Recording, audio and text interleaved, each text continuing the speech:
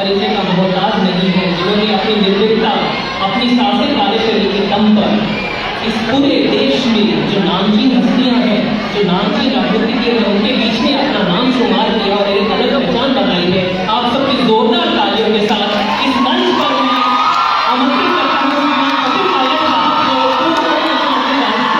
और सभी की जोरदार तालियां उनको बुलाती है तो मंच पर आकर अपने शब्दों से हमें अनुग्रहित करें। श्रीमान पायलट साहब।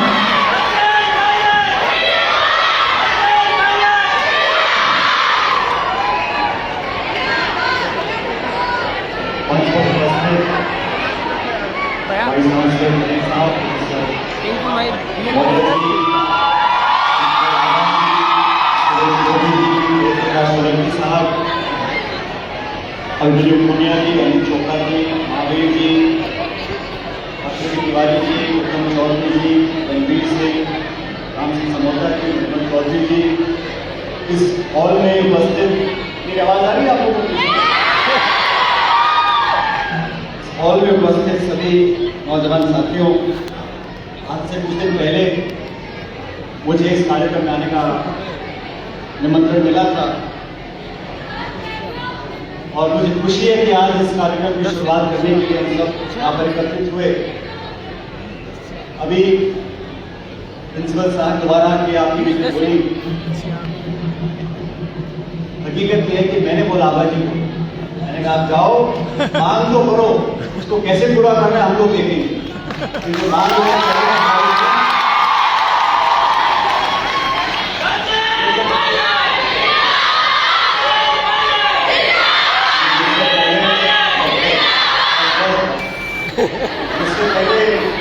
मेरे सोलंकी जी हमारे विधायक हैं, इन्होंने बड़े संक्षिप्त का भाषण दिया, तो नोटिस किया बहुत शॉर्ट भाषण दिया। बात तो महत्वपूर्ण नहीं है कि बात शॉर्ट में बोली, लेकिन छोटे भाषण में भी अपनी घरवाली की पढ़ाई करी उन्होंने। अपने धर्म पत्नी के साथ कसीदे पढ़े हैं, मैं जाकर उनको बताऊंगा, आप चिंता मत करें। अपनी राइट के बारे में बहुत अच्छी बातें की। आपके बीच यहाँ कई साल पहले आने का मौका मिला और जैसे जैसे उम्र बढ़ती रहती है वैसे ही सोच बदलती है। मैं वो किताब देख रहा था कि पिछली बार मैं कब आया था, 2017 में आया था, अब 2022 हो गई और मैं सोच रहा था कि मैं जब खुद कॉलेज में था कितने साल पहले, 26 साल पहले, 26 से 27 साल पहले मैं आपकी तरह अपने स्कूल खत्म करने के बाद कॉलेज में बैठा। यहाँ आने के बाद दो तरह का एहसास होता है। एक तो खुशी होती है नौजवानों से मिलकर, आपकी ऊर्जा, आपकी शक्ति, आपका उत्साह देखकर चेहरों पर। साथ ही साथ इस बात का एहसास होता है कि कितना समय निकल गया और इतनी जल्दी निकला है, अभी आप लोग उसका एहसास नहीं कर पाएंगे, लेकिन जब समय निकल जाता है तब आपकी पीछे पर देखता है तो लगता है कि बहुत जल्दी और रफ्तार से समय निकलता है।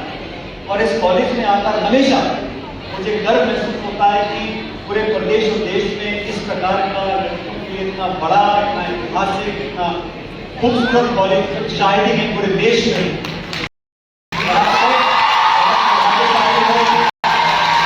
आप सब बहुत सौभाग्यशाली हो कि आपको एक अच्छे संस्था के अंदर खूबसूरत प्रांगण में, ऐतिहासिक बिल्डिंग में इतनी अच्छी और क्वालिफाइड फैकल्टी के बीच आपको पढ़ने का मौका मिल रहा है। और यहाँ पर अपने कोर्स खत्म कर आप अलग अलग रास्ते चुनोगे, अलग अलग दिशाओं में जाओगे, लेकिन कुछ वर्षों में जो संबंध, जो दोस्तियाँ, जो यारानी, जो एक दूसरे के साथ मिलकर आप जो बॉन्ड पैदा करोगे, ये 2-3 साल में खत्म होता है, लेकिन ये दोस्तियाँ ये जीवन भर तक आपको काम देंगी। और मैं हमेशा कहता हूँ कि कोई कॉलेज, कोई यूनिवर्सिटी, कोई कैंपस सिर्फ बिल्डिंग या पेड़ पौधों से नहीं बनता है।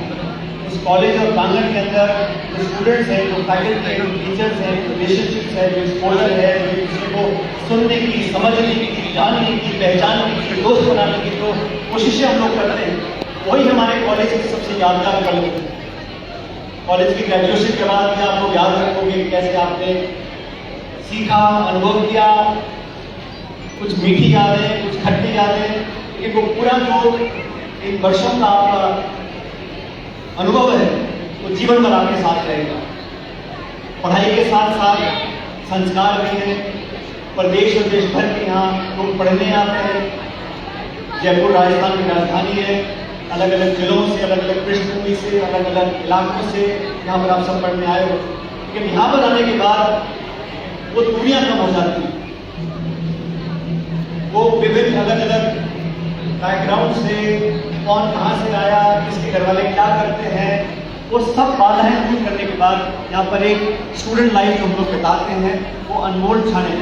अगर आपसे आग्रह है कि इन महीनों का, इन सालों का पूरा लाभ आप लोग उठाएं। मुझे दुख होता है कि कोरोना के कारण लॉकडाउन हुआ और 2 साल जब पूरी कॉलेज 3 साल का है, इसमें जो लोग फर्स्ट ईयर में आए थे उनके 1.5-2 साल खराब हो गए और ये पढ़ दोबारा आने वाले नहीं। इसलिए जो बचा हुआ समय है उसको पूरी तरह उसका आप इस्तेमाल करें। अपने आप को सौभाग्यशाली समझें कि आप इतने प्रसिद्ध और इतने वेल ग्राउंड कॉलेज में आप लोग पढ़ रहे हैं। मुझे पूरा विश्वास है कि आने वाले चुनौतियों का आप सामना करेंगे। हम सब लोग यहाँ पे तो साथी विधानसभा के मोदी जी, जी, हम सब राजनीति में हैं, चुनाव लड़ते हैं, सरकार में भी रहते हैं, विपक्ष में रहते हैं। राजनीतिक बातें हम लोग अक्सर किया करते हैं, चुनाव में, प्रचार में, क्षेत्र में।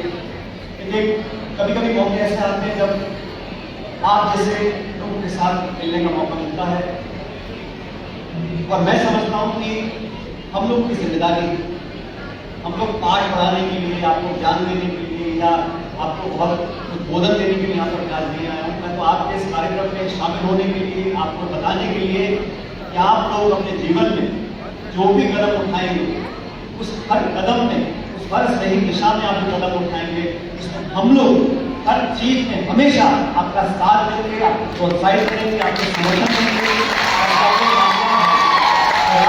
हमारे देश की बहनें हैं, लड़कियां हैं, बच्चियां हैं, मैं तो समझता हूँ पीछे रहने की बात तो बहुत पुरानी हो गई। हर चीज में, हर क्षेत्र में नौजवानों के साथ हमारी नौजवान बेटियां, बहन, बच्चियां आगे बढ़ रही हैं। आने वाला जमाना आपका है और एक साथ प्रतिस्पर्धा की भावना को रखते हुए आप हर चीज में कम्पीट करें। मैं मानता हूं कि पढ़ाई हो, खेलकूद हो, मनोरंजन हो, पॉलिटिक्स हो, जहां पर भी, वहां पर आप जैसे लोगों की जरूरत है। अगर पढ़े लिखे लोग, साफ छवि के लोग, प्रिंसिपल्स ऑफ कन्विक्शन को जो दिल में रखकर काम करना चाहते हैं, ऐसे लोग लीडरशिप रोल्स को लेंगे। और लीडरशिप राजनीति से नहीं होती। लीडरशिप का रोल राजनीति के बाहर भी, बिजनेस में है, प्रशासन में है, समाज सेवा में है, इतने सारे एवेन्यूज हुए हैं। आज से 30 साल पहले जो ऑप्शन हमारे पास थे, डॉक्टर, इंजीनियर, लॉयर, आर्किटेक्ट, 4-5, आज दुनिया पूरे देश और दुनिया में डिमांड है आप जैसे लोगों का, जो लोग पढ़ लिख कर अपने आप को स्थापित करना चाहते हैं, जिसको सहानुभूति या सिंपैथी नहीं चाहिए, जिसको एक प्लेटफॉर्म चाहिए अपनी प्रतिभा को प्रदर्शित करने का, जिसको एक लेवल प्लेइंग फील्ड चाहिए, जिसको अपॉर्चुनिटीज चाहिए और आगे अपनी किस्मत को, अपने जीवन को, अपने भविष्य को अपनी मुट्ठी में आप लोग ले सकते हो। ये ताकत की प्रतिभा आपके अंदर है और उसी प्रतिभा को उजाड़ने के लिए आपकी ताकत को, आपकी आत्मशक्ति को, आपकी विल पावर को, आपकी इमेजिनेशन को, आपकी क्रिएटिविटी को हम लोग कैसे बढ़ा सकते हैं, डायरेक्टली एंड डायरेक्टली, उस पर हमें ध्यान देना है। जिस उत्साह से आपने आज मेरा स्वागत किया, मैं सोच रहा था मैं क्या भाषण करूंगा। आजकल जो 18 से 25 साल के लोग वो बहुत ज्ञानी, उनको कोई 40, 45, 55 साल का व्यक्ति को भाषण दे मतलब नहीं, क्योंकि जितना आप लोगों को है, एक्सपोजर है, उतना शायद हम लोगों को नहीं था जब हम कॉलेज में। जब मैं कॉलेज में था तो मोबाइल फोन एक टुक्का चालू हुए थे और मोबाइल फोन की जो कॉल दर थी वो 20 रुपए प्रति मिनट, इनकमिंग की 20 मिनट, आउटगोइंग की 20 मिनट।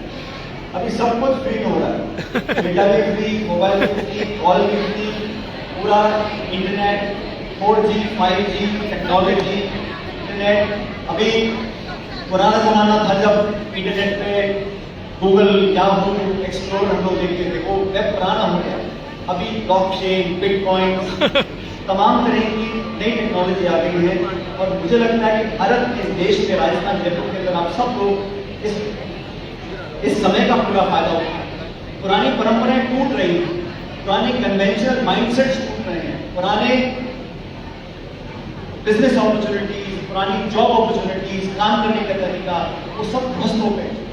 इस नई दुनिया में 21वीं शताब्दी के अंदर बहुत कुछ बदल रहा है। इस बदलाव में इस देश के नौजवान अपनी अग्रणी भूमिका निभाएं, ये बहुत जरूरी है। इस 130 करोड़ के मुल्क में अगर हम आज भी प्रतिस्पर्धा के दौर में, गुणवत्ता के दौर में अगर पीछे रह जाएंगे तो मैं समझता हूँ हम दोबारा देश को पकड़ नहीं पाएंगे। आज हमारा कंपटीशन उदयपुर के दोस्तों के साथ या जोधपुर के लोगों के साथ नहीं, बम्बई कलकत्ता के लोगों के साथ नहीं, आज Singapore, Tokyo, Hong Kong, Toronto, New York, वहां पे जो लोग पढ़ रहे हैं, जो बिजनेस खोल रहे हैं, जो जॉब्स कर रहे हैं, आज हमारा कंपटीशन उनके साथ है। उनको कम्पीट कर लेवल नीचे छोड़े, इसके हमें काम करना पड़ेगा। हम क्यों देखें कि चीन के नौजवान पढ़कर आगे बढ़ रहे हैं, जो ब्रेन पावर है, जो इंटेलेक्चुअल कैपेसिटीज हैं हम लोगों के अंदर, तो दुनिया में किसी में नहीं है। लेकिन उसको उदाहरने का, उसको सही प्लेटफॉर्म देने का ये काम हम लोगों का है, जो करिकुलम तय करते हैं, जो यूनिवर्सिटी डिग्री बनाते हैं, जो सिलेबस तय करते हैं, जो कोर्सेज तय करते हैं। मैं बार बार इस बात को बोलता हूँ, आप भी सुनिए, कॉलेजेस के अंदर, कैंपसेस के अंदर हम वो कोर्सेज पढ़ाएं जो हमें एम्प्लॉयबल बनाए। हम रट्टा मार मार के एग्जाम में किताबें भर भर के नंबर ले आए और हम जब जॉब मार्केट में जाएं तो जो एम्प्लॉय को चाहिए उसके हमारे पास है ही नहीं, हमारी ट्रेनिंग नहीं हुई। इसलिए जो भी करिकुलम हम लोग तैयार करते हैं, मैंने अक्सर केंद्र सरकार का मंत्री था, मैंने इतनी बार आग्रह किया जो इंडस्ट्री के हमारे लीडर्स थे, मैंने कहा आप लोग हमें बताइए जो हमारे HRD के मंत्रालय हैं, शिक्षा विशेषज्ञ हैं, एकेडमिशियंस हैं, प्रोफेसर हैं, वाइस चांसलर्स हैं, लेक्चरर्स हैं, उन लोगों को बताइए कि हमें हमारी फैक्ट्रीज के लिए, कंपनीज के लिए, स्टार्टअप्स के लिए किस प्रकार के कोर्सेज चाहिए। आज अगर कोई 20-22-23 साल का लड़का लड़की किसी कैंपस में जाता है इंटरव्यू करने के लिए, तो जो एम्प्लॉयर है उसे लगना चाहिए कि ये व्यक्ति मेरी कंपनी में आके वैल्यू ऐड करेगा। अगर मैं वही फिलोसफी के पार्ट, हिस्ट्री के पार्ट, संस्कृत के पार्ट पढ़ के लेकर आऊँगा तो मैं एम्प्लॉयर नहीं बन पाऊँगा। इसलिए इंडस्ट्री की जो डिमांड्स हैं और हमारे कैंपस में जो पढ़ाते हैं उसमें मिसमैच होता जाता है। इन सबको सुधारने की जरूरत है और ये काम पॉलिसी के अंदर से उस काम को हम लोग करने की पूरी कोशिश कर रहे हैं। मैं बहुत लंबा उद्बोधन नहीं देना चाह रहा, लेकिन मुझे लगा इस रूम के अंदर, इस हॉल के अंदर, जिसको निश्चित रूप से हम पूरा जीवित करेंगे, इसका उद्धार करेंगे, इसमें जो भी आपको मदद करेंगे बनाने के लिए। अभी इसका नाम महावीर था, इन्होंने भी अपने कैंपस के अंदर एक हॉल बनाने की बात रखी थी कुछ साल पहले। मुझे भी बताया इन्होंने कि वो काम पूरा हो गया है और मेरा जयपुर का सबसे बड़ा ऑडिटोरियम वहाँ पर बनकर तैयार हो जाएगा बहुत जल्द। तो मैं मानता हूँ अगला नंबर कहानी कॉलेज का है, यहाँ पर भी हम लोग एक ऐसा ऑडिटोरियम हॉल बनाए ताकि पूरे शहर भर के लोग यहाँ पर आकर देखें कि कितना टेक्नोलॉजी एडवांस और एक 21st सेंचुरी ऑडिटोरियम आप लोगों के लिए बने। क्योंकि इसको मिलकर 20-30 सालों का कब करना है, कितने साल? 75। ये हॉल अगर मेरे से पुराना है तो बदलने का टाइम आ गया है। हॉल अगर मेरे से पुराना है तो बदलने का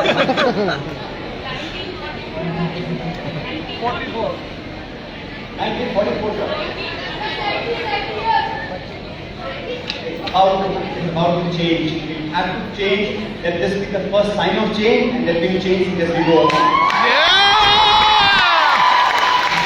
मैं बहुत जल्द और बहुत कम उम्र में राजनीति में आ गया था और 26 साल की उम्र में पहली बार मैं संसद में गया था।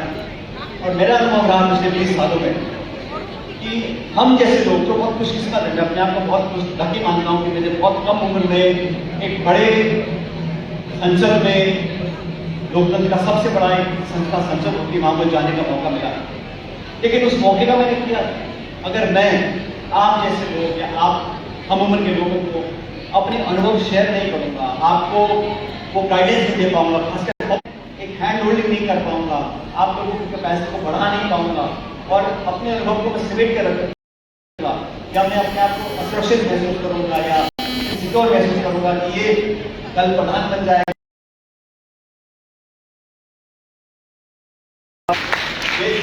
मुझे बुरा मत मानना, लेकिन हम सब जो लोग पॉलिटिक्स में हैं 90% लोग असुरक्षित रहते हैं। फला आगे बढ़ गया मेरा टिकट मांग लेगा, यहाँ पे आ गया तो वहाँ अरे भाई जीवन में अगर अभिलाषा नहीं, जीवन में एम्बिशन नहीं है तो जीवन किस काम में? आपको अपना टारगेट, अपना एम्बिशन, अपनी महत्वाकांक्षा होनी चाहिए, लेकिन सही तरीके से मेहनत से प्रतिस्पर्धा से आप अपने लक्ष्य तक पहुंचो, यही जीवन का लक्ष्य है। आप अगर अपने काम में संतुष्ट हो गए, अपनी नौकरी में संतुष्ट हो गए, अपने पद से संतुष्ट हो गए, फिर आप उस ड्राइव से काम नहीं करते। इसलिए हमेशा एक हंगर, एक पेट में भूख होनी चाहिए। जब तक वो डिजायर हमारे में नहीं रहेगी हम लोग कंप्लीट नहीं कर पाएंगे। ये दुनिया बदल रही है, इसलिए आप लोगों को कहना चाहता हूँ, अभी आप लोग शुरुआत करोगे, पढ़ाई खत्म करने के बाद नौकरियां करोगे, बिजनेस करोगे, फैमिली स्टार्ट करोगे, जो भी आप लोग करोगे, उसमें कृपया करके मेरा आपसे आग्रह है, अपने आप को एक एग्जाम्पल बनाने की कोशिश करनी चाहिए। जीवन एक होता है, इस जीवन का अगर ये साल है 18 से 35 40 50 का, बड़ा महत्वपूर्ण समय होता है। इसको कैसे आप बेस्ट यूज कर सकते हो? And believe me, I think if you can make people around you proud of you, if you can make your family proud of you, you can make your society proud of you, you will be a proud person. आपकी जो कामयाबियां हैं, अगर अपने आसपास के लोगों को आप खुश नहीं रख सकते, मैं बहुत बड़ा किला फतेह कर लूँ और मेरे आसपास के लोग दुखी हैं, परेशान है, मुद्दा लटका हुआ है, तो कोई फायदा नहीं है। खुशियाँ बांटनी चाहिए, दुख समेटने चाहिए, लोगों को साथ लेकर चलना चाहिए। कोई भी धंधा हो, कोई भी नौकरी हो, कोई प्रोफेशन हो, लेकिन अपने आसपास के लोगों को अगर खुशियाँ दे सकें, मुस्कुराहट बांट सकें, मैं समझता हूँ पूरी मन की तृप्ति होती है तो लगता है कुछ हासिल किया। इसलिए इन चीज़ों को ध्यान में रखें। मुझे आपने यहाँ पर बुलाया इस कार्यक्रम में, मैं आपका बहुत बहुत शुक्रगुजार हूँ और आपसे आग्रह करूँगा कि जो उत्साह, जो जोश आपने यहाँ दिखाया है, प्लीज इसको मेंटेन करके रखो। जीवन में सब उतार चढ़ाव आते रहते हैं, लेकिन मनोबल और आत्मशक्ति अगर मजबूत रहती है तो हम हर मुश्किल का सामना कर सकते हैं, हर चुनौती का सामना कर सकते हैं और कामयाबी हमारी कदम चुनेगी। Thank you very much. आप लोगों का बहुत बहुत धन्यवाद। परमपिता परमेश्वर आपको आशीर्वाद दे, आपके रास्ते तरक्की की तरफ चले, आप लोग परिवार से खुश रहो, सुखी रहो, मुस्कुराते रहो, फलो फूलो, आगे बढ़ो। मेरे पास की व्यवस्था की रहेगा।